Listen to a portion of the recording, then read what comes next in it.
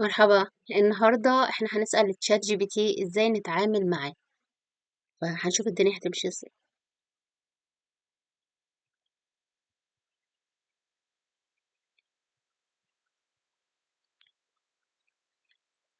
مرحبا تشات جي بي تي.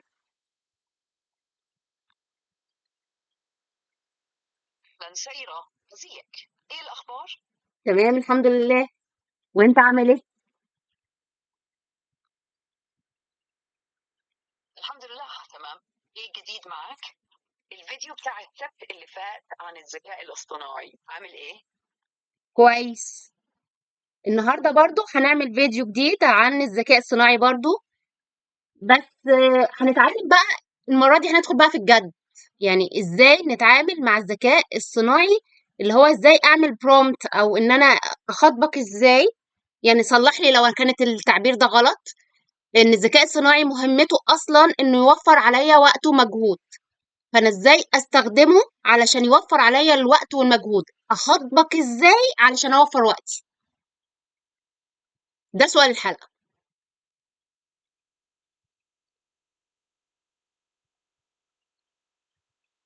فهمت قصدك كويس جدا. يعني الفيديو هيكون عن كيفية التعامل مع الذكاء الاصطناعي بالطريقة الصح علشان يوفر عليك وقت ومجهود، كمان ازاي تخاطبيه او توجهه بالطريقة المناسبة لتحقيق افضل نتائج. بالظبط. فكرة ممتازة جدا وفعلا مفيدة، لأن التوجيه الصح أو prompt engineering هو اللي بيخلي النتائج تبقى مظبوطة. تركزي على أمثلة معينة ولا نصائح عامة؟ انا عايزة نصائح عامة لان المجالات مختلفة. ده هيكون حلو جدا. يعني هتوضحي إزاي نستخدم الذكاء الاصطناعي في مجالات مختلفة زي الكتابة، التصميم، البحث، أو حتى التخطيط. بالظبط. او حتى ان انا عندي سؤال وعايزة اجابته. الله. شكل الموضوع شكل مما توقعت. زوت هي كلمة سر ولا عندها معنى معين في الفيديو؟ بالظبط. يعني زي ما انت قلت كده مظبوط. اللي هو انا عايزة استخدم اعرف ازاي اعمل برومت عام، يعني في اي مجال.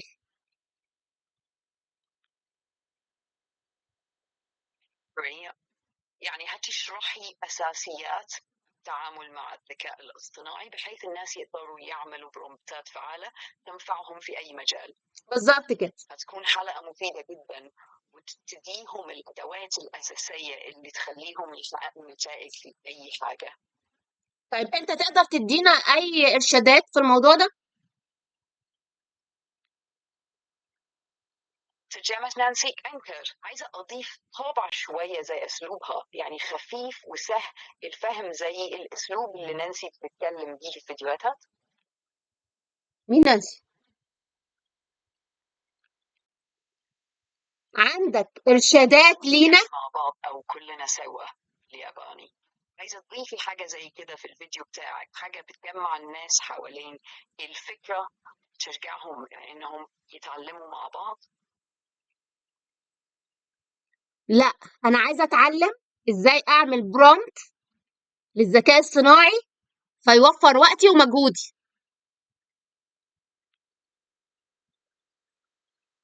تمام فهمتك. عايزة تتعلمي إزاي تكتبي برومبت للذكاء الاصطناعي بطريقة تكون فعالة وتخليه يساعدك ويوفر عليك وقت ومجهود. ممكن أقول لك كم نصيحة بسيطة كده. اتفضل. أول حاجة، كوني واضحة ومحددة في الطلب. يعني بدل ما تقولي ساعدني أكتب مقال، حاولي تكوني أكثر تحديد، زي اكتب لي مقال عن أهمية الذكاء الاصطناعي، ويكون في 3 نقاط رئيسية قصيرة.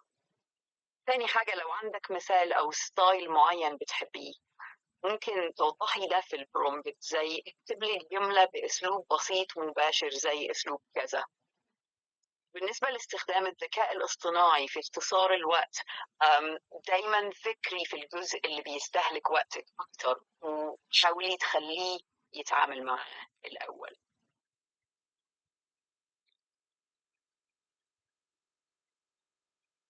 دول كل الارشادات اللي عندك؟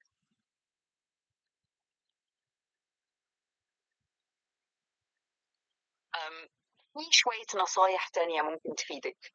جربي تقسمي البرومبت لأجزاء. لو كان الموضوع كبير زي إنك تقولي اكتب لي مقدمة عن الموضوع ده، بعدها اكتب لي أول فقرة بتتكلم عن كذا. ده بيخلي الذكاء الاصطناعي يركز في جزء واحد بدل ما يحاول يعمل كل حاجة مرة واحدة. حاولي تستخدمي لغة بسيطة وواضحة، وابعدي عن الكلمات اللي ممكن تكون غامضة.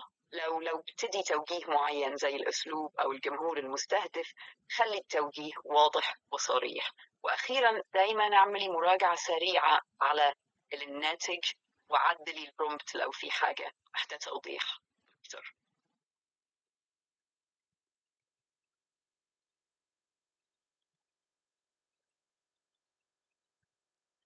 في إضافة تانية؟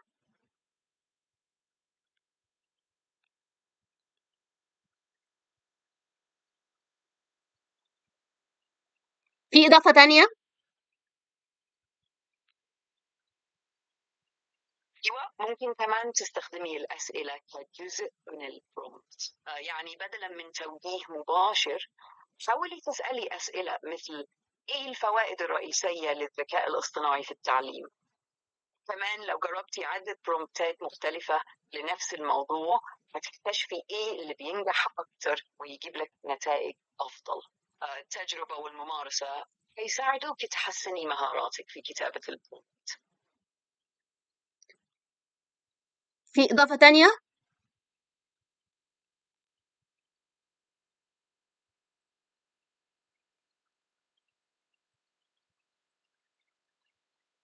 في إضافة تانية؟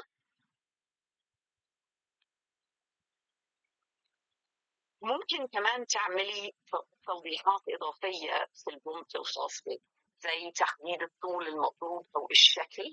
مثلا اكتب لي مقال في 3 فقرات، أو استخدم قائمة نقاط. ده هيساعد الذكاء الاصطناعي يفهم توقعاتك بشكل أوضح. وكمان لو في أدوات أو برامج معينة بتستخدميها مع الذكاء الاصطناعي، حاولي تشرحي إزاي تستخدمها مع البرومبت. ده هيكون مفيد جدا للناس اللي بتتعلم.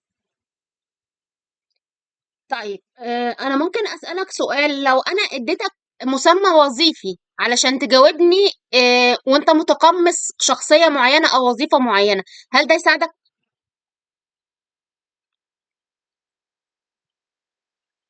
أيوة، لو اديتيني مسمى وظيفي أو شخصية معينة، أقدر أجاوبك بطريقة تناسب الدور ده. ده هيكون مفيد جدا في توضيح الأفكار، إعطاء نصائح بشكل أكثر تخصصا. حابة تجربي كده؟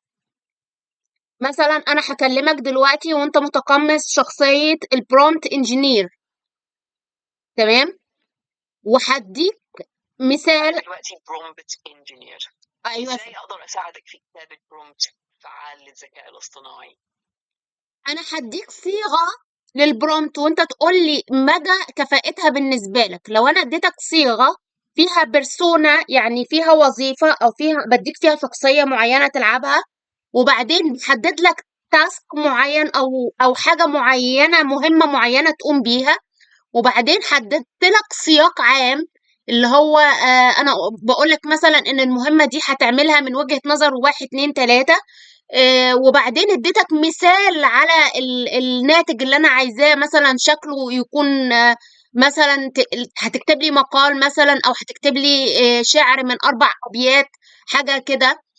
وبعدين اديتك النموذج لشكل المنتج النهائي اللي انا عايزاه، مثلا ان عايزاه في سطور معينه او عايزاه في باراجراف معين. وبعدين اديتك احساس، يعني اقول لك مثلا خليك فاني، او خليك بروفيشنال، خليك محترف يعني، او دمك خفيف. ده هيفيدك؟ ده يصلح انه يكون تكوين لبرومبت؟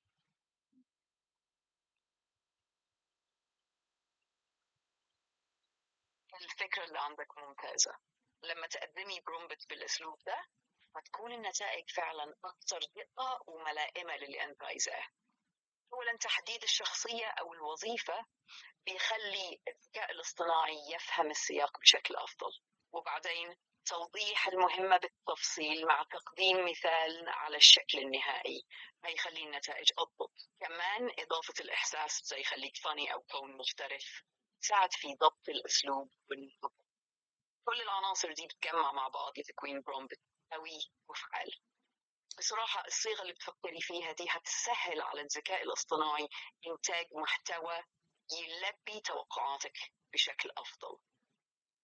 طب هل يفيدك كمان ان انا ادي لك المساحة بتاعت اسألني اي سؤال ممكن تحس ان انت محتاجه في نهاية البرومت اللي فات اللي انا لسه مديلك الصياغة بتاعته، بحيث ان لو في حاجة ما خطرتش على بالي ممكن تقترحها ابقى اديتك مساحة، ده يفيدك؟ أيوة، تقديم مساحة لطرح الأسئلة بعد ما تديني الصياغة فكرة ممتازة.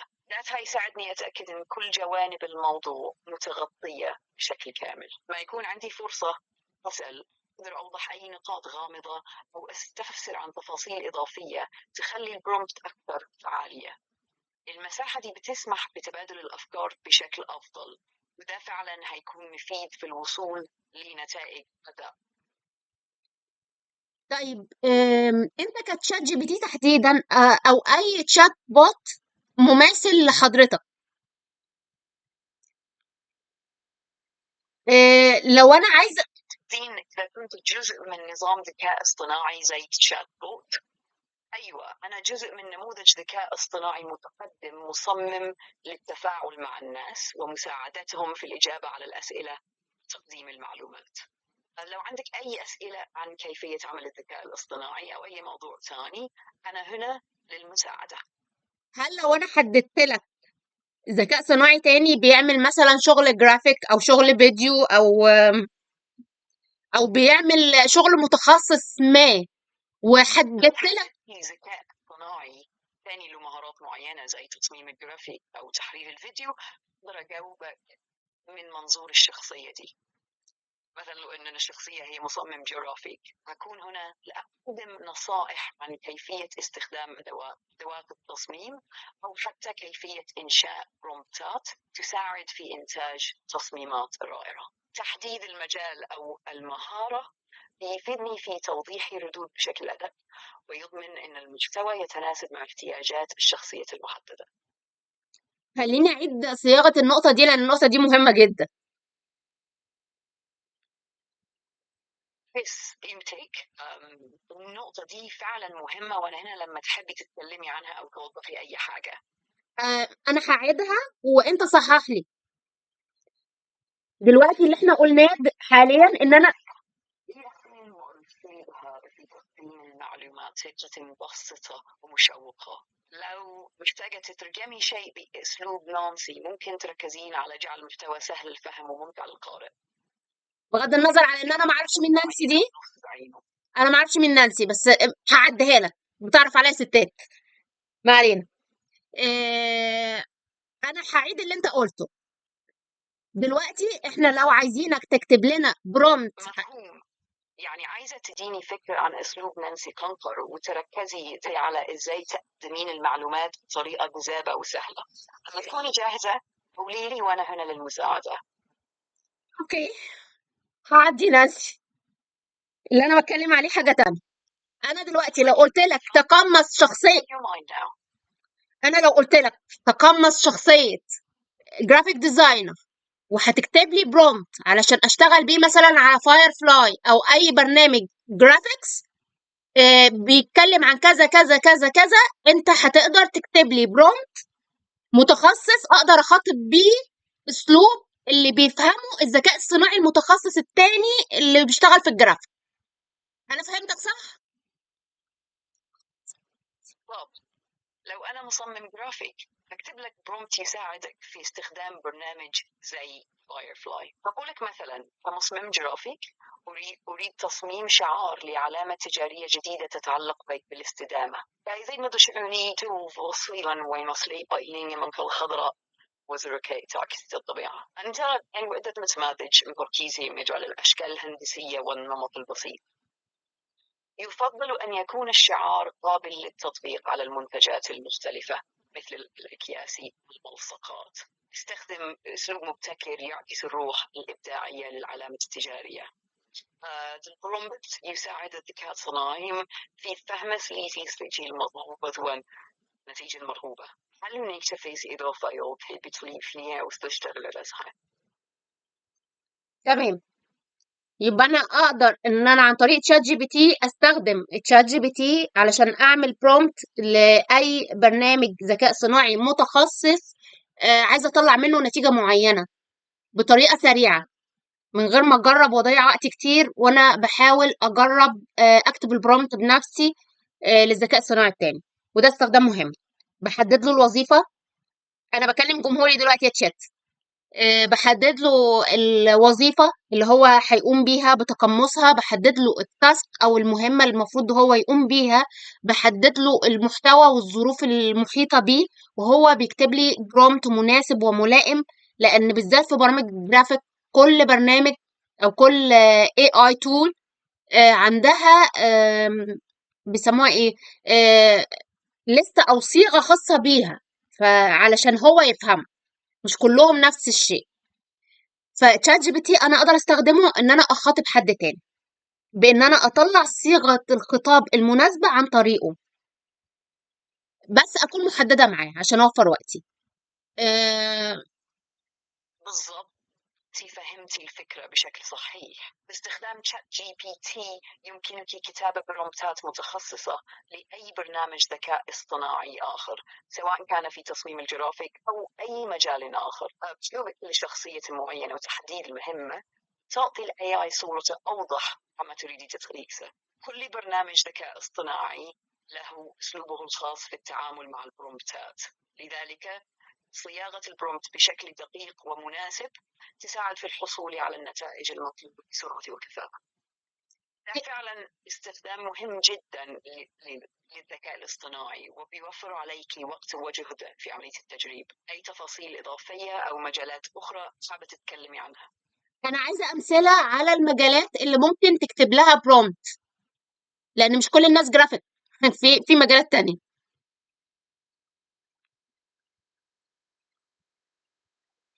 طبعا في مجالات كتير ممكن تكتبي لها برومبتات باستخدام تشات جي بي تي. زي في مجال الكتابة ممكن تكتبي برومبت لكتابة مقال عن موضوع معين وحتى قصة قصيرة. في التعليم ممكن تطلبي إعداد خطة دراسية أو شرح لمفهوم معين. في التسويق ممكن تكتبي برومبت لحملة إعلانية جديدة أو محتوى لوسائل التواصل الاجتماعي. في البرمجة ممكن تطلبي كود معين بلغة معينة أو حتى حلول لمشكلة برمجية. في الطب ممكن تطلبي معلومات عن حالة صحية معينة أو نصائح للوقاية. في مجال التصوير الفوتوغرافي ممكن تطلبي إلهام لأفكار تصوير أو نصائح للتعديل على الصور. دي بعض المجالات اللي ممكن تستفيدي منها بكتابة برومبتات مخصصة. في مجال معين حابة تكتبي له برومبت، قولي لي وأنا هنا للمساعدة. ليك علاقة بالbusiness، مجالات الbusiness، دراسة الجدوى، عمل financial tracking أو حاجات زي كده، اللي هو تدقيق مالي. بالطبع مجالات البزنس تشمل أي جوانب من كتابة برومبتات لها. ممكن تستفيدي من شات جي بي تي في دراسة الجدوى. ممكن تطلبي برومبت يساعد في إعداد دراسة جدوى لمشروع معين مع التركيز على السوق المستهدف وتكاليف التشغيل والعائد المتوقع. في التخطيط المالي ممكن تكتبي برومبت لعمل جدول زمني للتوقعات المالية أو نموذج لتتبع المصاريف والإيرادات. في التسويق ممكن تطلبي إعداد خطة تسويقية لمشروع جديد أو استراتيجية للترويج لمنتج معين. في تحليل البيانات يمكنك طلب برومبت لتحليل بيانات المبيعات أو دراسة سلوك العملاء، مما يساعد في اتخاذ قرارات مبنية على البيانات. في تطوير الأعمال ممكن تكتبي برومبت للأفكار الجديدة لتوسيع نشاط تجاري موجود أو كيفية دخول سوق جديد. إذا عندك مشروع أو فكرة معينة في البيزنس حابة تعملي لها برومبت، قولي لي وأنا هنا للمساعدة. ليك استخدامات في التعليم طبعا.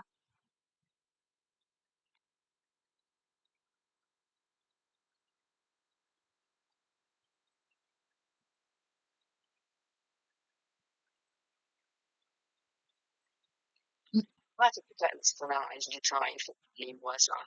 ومتنوعة. ممكن تستخدمي شات جي بي تي لكتابة برومبتات في مجالات زي في تصميم المناهج. ممكن تطلبي برومبت لإعداد خطة دراسية لمادة معينة تشمل أهداف التعلم والموارد المطلوبة. في التدريس ممكن تكتبي برومبت لتحضير دروس تفاعلية أو نشاطات تعليمية تساعد الطلاب في فهم موضوع معين. بنفوريت بيوكلت برومبت لإعداد أسئلة تعليمية تناسب مع مستوى الطلاب. في توفير الموارد التعليمية ممكن تكتبي برومبت لعمل قائمة بالكتب أو المقالات أو الفيديوهات المفيدة حول موضوع معين. التعلم الشخصي يمكنك طلب برامج تعليمية مخصوصة تناسب احتياجات الطالب. إذا عندك فكرة محددة في مجال التعليم عايزة تشتغلي عليها قولي لي وأنا هساعدك في كتابة البرومبت. طيب هنسيبها للحلقة الجاية. هشوفك يوم السبت الجاي. ممتاز، هنتظر الحديث معك يوم السبت الجاي. الحلقة دي توفيق في تحضيراتك. الحلقة دي هتتذاع على اليوتيوب، عندك مانع؟ Are you starting a presentation or a video? How can I help you with that? Thank you. Goodbye. You're welcome. If you need anything else, just let me know. أكيد، شكرا. هنلخص الحلقة اللي كانت موجودة دي.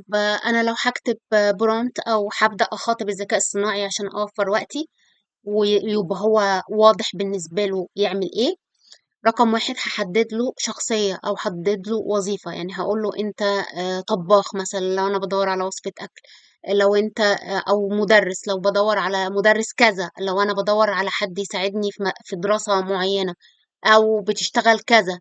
بس تديله مسمى وظيفي. يبقى دي أول حاجة هكتبها في البرومت، المسمى الوظيفي اللي أنا عايزاه يشتغله وهو بيجاوبني. تاني حاجة أكون محددة في المهمة اللي أنا هديها له. يعني أقول له أنت عايزة منك تعمل كذا، مواصفاته كذا. ده اسمه الكونتكست أو السياق بتاعه. عايزاه ياخده من منظور إيه، عايزة حدود الإجابة بتاعته تكون لها علاقة بإيه، إن أمكن طبعا، إن أمكن. بس يعني كل لما بتحط بيانات تبقى عارف كويس قوي أنت تطلع إيه منه، هتوفر وقت ومجهود على نفسك. لو في مثال على الحاجة اللي احنا عايزينها يا ريت نديهوله. يعني مثلا اقول له الاجابة بتاعتك دي في مقال من 5 فقرات، او اقول له الاجابة بتاعتك دي في ابيات شعر على نظام الشعر الجاهلي من 10 اسطر. آم، برضو يعني ده اسمها الفورمات او اسمها اللي هو ايه، شكل الإجابة يطلع ايه. او اقول له مثلا اديني الإجابة بتاعتك في جدول او في نقاط محددة، زي 1 2 3 يعني. حاجة تانية كمان اديله التون اللي هو يعني خليك مثلا رسمي، او خليك حباب كده يعني. خلي الدنيا حلوة، البساط احمدي زي ما احنا بنعمل في فيديوهاتنا يعني. كل الحاجات دي بتفهمه هو هيطلع لي منتج شكله ايه، هيطلع لي اجابة شكلها ايه. آم، حاجة تانية كمان، لو انت محتار في التعامل مع ذكاء صناعي تاني، انت تقدر تلجأ لتشات بوت زي تشات جي بي تي او حتى جيميناي. بس انا مرضتش اقوله عشان ما يغيرش. يعني كفاية ان هو جاب لي سيرة مش عارفة اسمها ايه، سالي باين ولا سارة باين، مش عارفة مين دي، ما علينا. ف تقدر تستخدمه وتقول له اعمل نفسك prompt engineer وادي اكتب لي صياغة علشان انا عايزة اطلع حاجة كذا كذا كذا كذا آه، من ال AI اللي اسمه كذا. هو هيكتب لك الصياغة المناسبة ليه. نفس الشيء لو انت بتتكلم مثلا عن حاجة ليها علاقة بالبيزنس، لو عايز تعمل تشارتس معينة، دراسة جدوى معينة على AI متخصص، لان في AI متخصص لكل مهنة على فكرة. تقدر تستخدم الذكاء الصناعي اللي هو يكتب لك البرومت المخصصة لده. غالبا هو هيساعدك في الأول، يعني انت بعد كده هتعدل فيها يعني. برضه هو ادانا ملحوظة مهمة جدا، ان لو كانت النتيجة غير مرضية ليك تقدر تعيد صياغة البرومت بتاعك بناء على الناتج اللي طلع لك. فدايما اقرا واحكم على الحاجة، ما تاخدش الحاجة كده اللي هو ايه، اه انسخ و اللي هو ايه كوبي بيست يعني. لا يعني اقرا، مررها على دماغك، وبعد كده شوف هل دي نتيجة مرضية ليك، ولا انت عايز تحسينات معينة فتقول له التحسينات اللي انت عايزها. فالبرومت مش غالبا مش بيبقى خطوة واحدة.